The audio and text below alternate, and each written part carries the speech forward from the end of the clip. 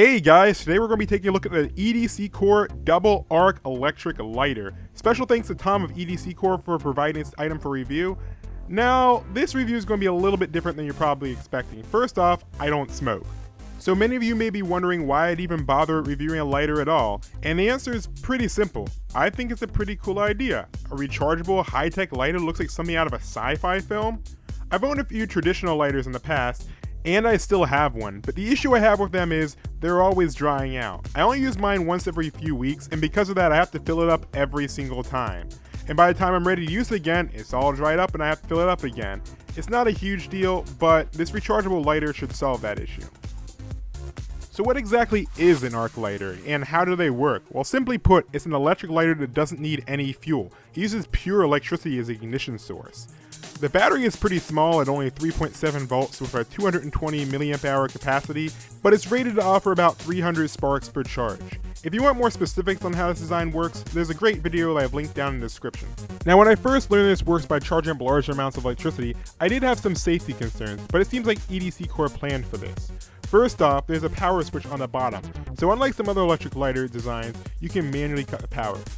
Second, when it's on, a bright blue LED shines. This makes it super obvious that it's live, so you don't have to worry about remembering if you turned it off or not. And third, there's a timed cutoff. If the button's held for more than about 15 seconds, it will automatically disengage. Also, while the unit's charging, ignition will be locked out, even if you have the unit powered on. But one thing I would like to see added is a lid safety. This unit will light up if the lid is closed.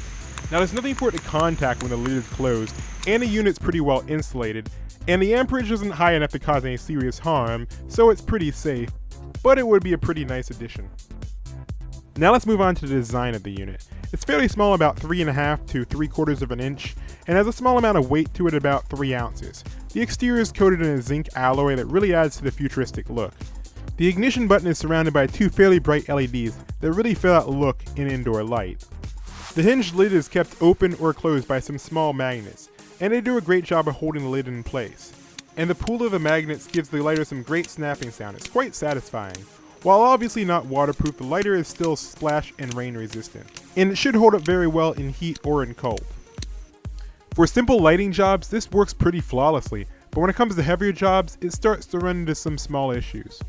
For one, due to the lower heat output, if you think you're just going to be able to grab some branches and set them on fire, unfortunately that's not going to happen. While you may be able to burn some leaves or strip twigs, you won't really be able to see any flames. But in a survival situation, it's still usable. All you need to do is pack something a little bit more flammable to get you started. Cotton, for example. Light a little bit of that and you can easily start a small campfire. This can also be used to burn the ends of rope, but I've more often used my traditional lighter to melt the ends of paracord, either to keep the ends from coming out or to secure it in place. And while this electric lighter can do that, the fact that it doesn't have an extended flame means you'll often have some nylon dripping onto the probes. It's not terribly hard to clean, it's just a problem that traditional lighters don't have. Speaking of traditional lighters, one other big change is the shape. It's a bit odd to say the least, and while it does look pretty cool, I wondered why they didn't stick with a more traditional lighter shape. Tom said this choice was to improve the reach of the lighter. While there are some other electric lighters that offer a more traditional design, they tend to have the prongs facing inward. This makes lighting flatter surfaces quite a bit harder. With the extended prong design, you can simply touch the probes to whatever you want to light. This also allows you to have your hand more out of the way when lighting. So while it may have a few minor drawbacks, I still really like it a lot. I actually prefer it to a traditional lighter in a few ways. It's arguably safer than a traditional lighter while still serving a lot of the main uses. And it's a pretty cool device with a sleek look that's fun to use even when you're not lighting fires. If that sounds like something you're interested, check it out. I'll have a direct Amazon link in the description.